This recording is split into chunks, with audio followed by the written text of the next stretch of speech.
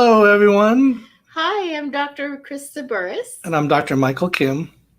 And we're here on July 28th, 2021. It's a Wednesday, and we took the week off. We finally had a break. It's our first vacation in about 2 years. And man, did we need it. Yep. And so we are back, and I guess we have a lot to talk about. Yes. So while we were gone, what we thought would happen with the Delta variant has happened, and it's definitely causing an increase in cases. We won't expect to see an increase in deaths from it for another week or two.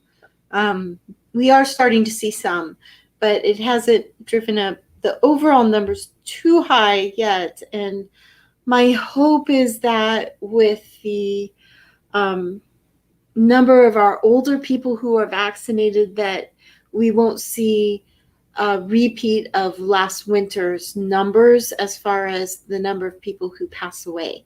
So my hope is that we see a lower curve on that regard, even though it looks like we're heading towards 80,000, maybe 100,000 cases a day here in the next week or two.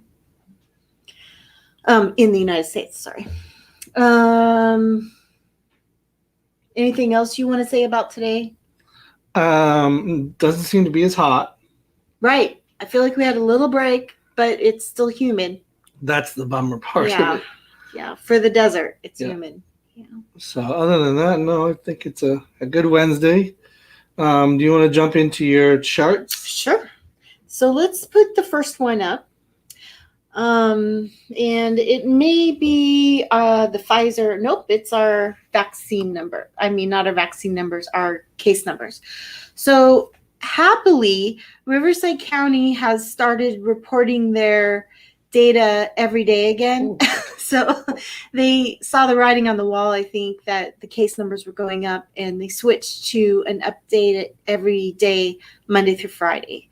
So we are getting more real-time or closer to real-time data. Unfortunately, here, if you look at that positivity rate, that should be setting off alarms. Our positivity rate, unfortunately, is 21%. And I don't know if you remember, but we were down in the 3% range before the Delta variant took off. Also, our new cases per 100,000 are way up again to 120. I think we were down, we were less than 7 before Delta hit. So you can see that we have been following along with the rest of the country into a fall surge. The current predictions is that this surge is going to accelerate over the next couple of months. So I don't know what this looks like if this accelerates, because already these numbers are probably close to as high as we ever saw them last winter. I think our positivity rate approached 25%, but didn't quite hit that at the worst of things. So you can see that really in a couple of weeks, the situation has dramatically changed. This is why you're going to start hearing some noise about maybe dialing back on or dialing some of the restrictions or the mitigation efforts and putting some of those things back in place. I'm hoping we don't have to shut down again. Like, the last thing we want to do is have to shut down businesses or stop meeting in person. But what we may see is mask mandates go back into place. Already this has happened in LA, and we're starting to see more recommendations that people mask indoors regardless of vaccination status. And there's a couple reasons why they're making that recommendation. First of all, there's some data that came out this week that showed that vaccinated people still can have increased viral loads. And essentially spread it as well as people who are unvaccinated. So when that data came out, that was concerning that even people with mild illness who are vaccinated who may not be aware that they actually have COVID could be spreading it. And because of that, maybe telling them they don't need to wear masks indoors is not smart. Okay. Let's go to the next slide.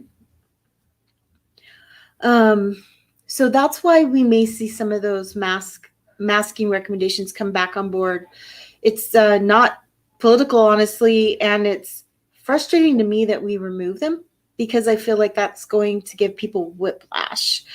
But in reality, they were trying to get the mandates removed as soon as possible, but they did that before Delta took hold and before they had the data on what was going to happen with Delta variant in our vaccinated populations. So I feel like they did it too soon, and now people are going to be like, you're always changing your mind. And honestly, they're not wrong. I mean, the recommendations do keep changing, and I think this is confusing for people and frustrating. So what we're looking at here is some information that came out in the basically it was presented to Pfizer stockholders at their annual meeting or quarterly meeting. So this is information that they're putting out to their stockholders, trying to tell them where they are in their process. But what caught people's attention is the reason that Pfizer's talking about this with their stockholders is because of the potential for a booster dose, which would, of course, benefit their company's bottom line if everybody had to get another dose of Pfizer.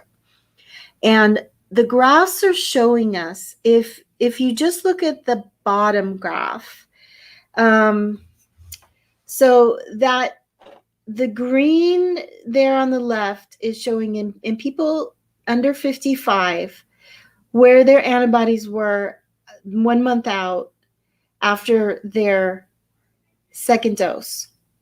And so it's pretty good antibody protection. But then if you knock it up to a third dose, you get that second bar graph, that second green one, and you see a much increased amount of antibody production. And this is against Delta. So this is against the new strain. The original data was not done at a time when Delta was circulating. So we don't really have good data about how the vaccines perform against the new Delta variant. So this is sort of new information that's coming out. And when they presented this to their stockholders, they indicated that they were planning to apply to the FDA for an emergency use authorization for a third or booster dose as soon as a couple weeks from now. So if they do that, then they'll probably review that data, and we may have some information about whether that's going to be recommended by September or so. That's interesting because September is when the Delta variant is supposedly going to be at its highest level. So boosting protection against the Delta variant seems like a good thing to do, but it might be that they only approve giving booster doses for people in high-risk groups. Like they might just say, well, we don't want to, give all these people third shots. Let's just give third shots to people over 65 or with pre-existing conditions or something. So we'll see what they do with this data, but just wanted to let people know that it was out there, that this is kind of some of the behind the scenes discussions that are happening in the vaccine world. Are those the only charts you have? Yeah, I kept it simple today because these charts are so overwhelming. I figured people wouldn't want to look at any more than that. We don't have the No, they have ICU not been publishing that. So I'm hoping that by next week I'll have that weekly information for us. But we know it's up in Riverside County. Yeah. It's okay. Don't worry about it. I can pull it up. No, don't worry about it. Okay. What? We're doing a show. Okay, so this is actually, I lied. This is another graph, but it's much easier to look at and so much easier to understand.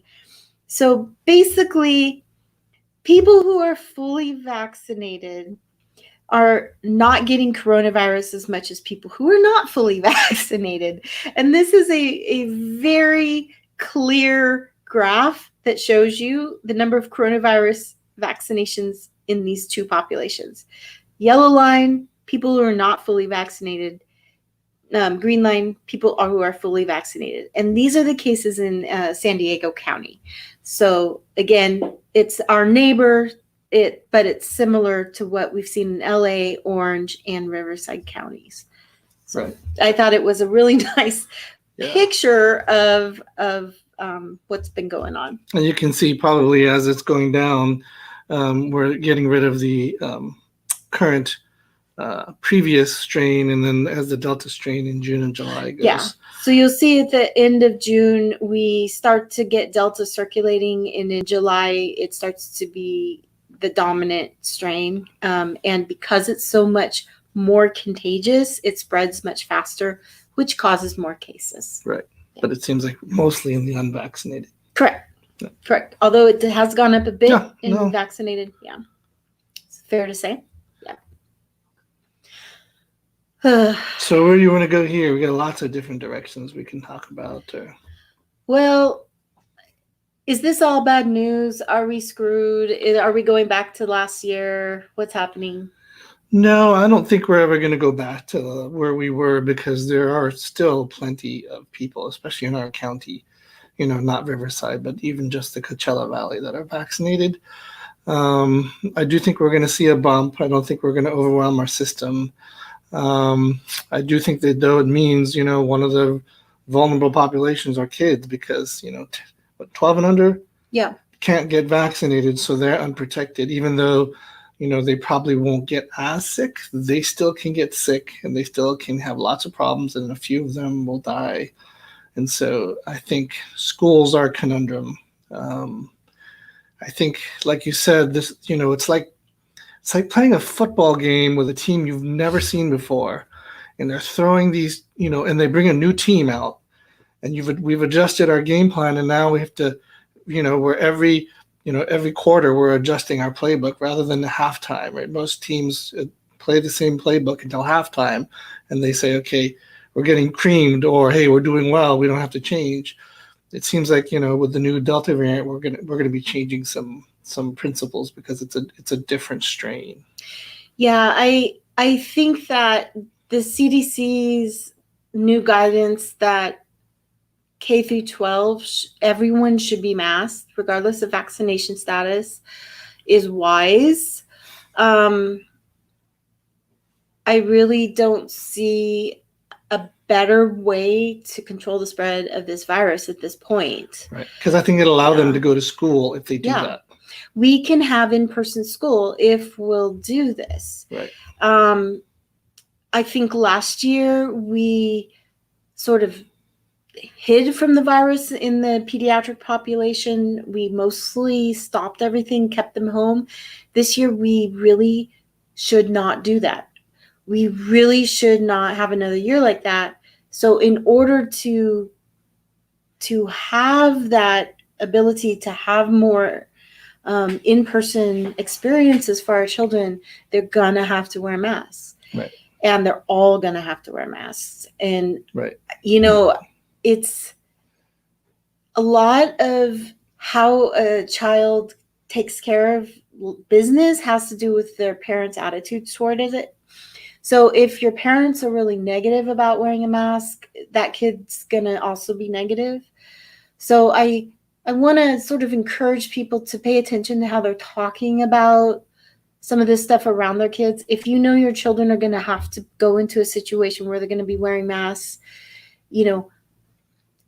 have them practice, talk to them about it. If they haven't gotten used to wearing a mask yet, you want to sort of ease them into the idea of it, because I really do feel like we're heading towards that this fall for them at school.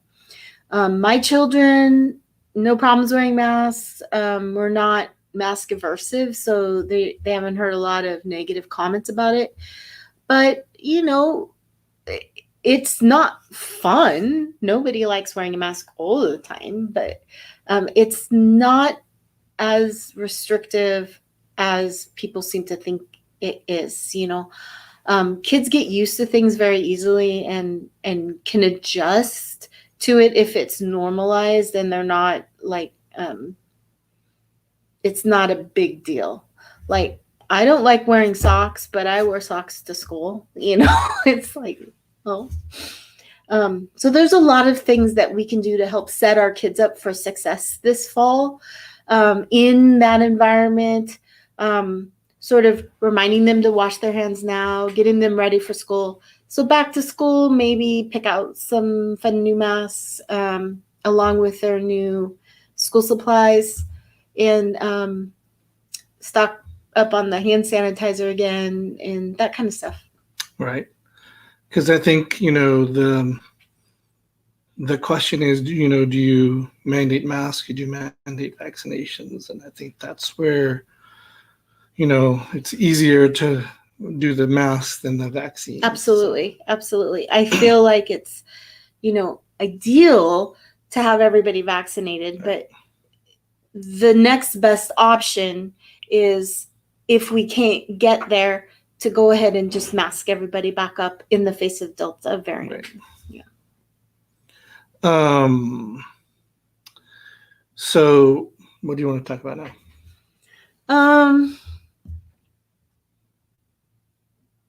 Coronavirus. Do we have any new therapies for coronavirus? Kinda, but no cures. Do we have any new ways to, any new variants out there?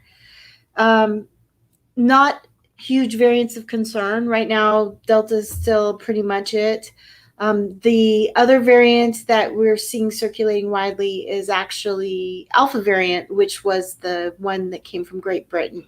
So right now it's basically Alpha and Delta, and it's only a matter of time till we get the next one, which will be Epsilon or whatever, but Lambda. Lambda. I think Lambda's already been named. Okay. So yeah, I think we already have a Lambda, but it's not real exciting. Right. So I think, the more people the more we can get the population immunized, the less chance that these newer strains that are very rare, but they're mutating, will be able to take hold. Right. And the less we do, the slower the immunization effort, then the more they'll be able to take hold in our society. So yeah. I think we need to probably go to our next show. So it's not horrible out there yet. Delta variant is here. I think if people are smart, especially if you're unvaccinated, be careful. We're seeing positives in our clinic when we test. Urgent care is seeing it. We know the the ICUs are getting full again. The hospitalization rates are going up. So, but these are mostly unvaccinated. So, and in my completely vaccinated small bubble, I do not wear masks. When I'm in an indoor environment with vaccinated and unvaccinated people, I wear a mask. So the official recommendation is that vaccinated people don't have to and unvaccinated people do. But what I've decided is, since the Delta variant is causing fairly contagious infections in mild illness in vaccinated people, I'm just going to put it back on. Right. Okay. And if you want to join us on our next show right after this, we'd love to see you there. Thanks, everyone.